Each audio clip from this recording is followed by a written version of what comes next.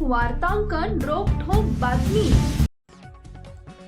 मान्सूनच्या आगमनाची चाहूल लागता सोलापूर जिल्ह्यात खरीप हंगामाची लगबग सुरू झाली आहे। शेतकऱ्यांनी शेतमशागत करून पेरणीपूर्व तयारी जवळपास पूर्ण केली असून आता सर्वांच्या नजरा आकाशाकडे लागल्यात। जून महिन्यात समाधानकारक पाऊस झाल्यास खरीप पेरणीला वेग येणार असून जिल्ह्यातील कृषी व्यवस्थेला नवी उभारी मिळण्याची अपेक्षा व्यक्त केली जाते। कृषी विभागाने खरीप हंगाम 2026 साठी जिल्ह्यात 4,99,000 हेक्टर क्षेत्रावर पेरणीचं नियोजन केलंय। मागील वर्षी 4,17,000 हेक्टर क्षेत्रावर खरीप पेरणी झाली होती।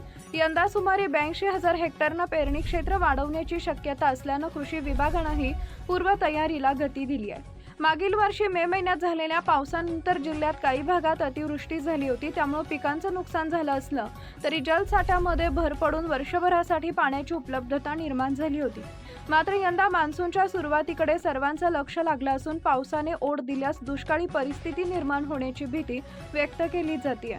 शेतकरी सध्या योग्य पावसाची वाट पाहत असून पहिल्या दमदार पावसानंतर तातडीनं पेरणी सुरू करण्याचं नियोजन करण्यात आलंय। जून महिन्यात वेळेत आणि समाधानकारक पाऊस झाल्यास खरीप हंगामाचा मार्ग सुकर होणार असल्याचं कृषी तज्ज्ञांचं मत आहे।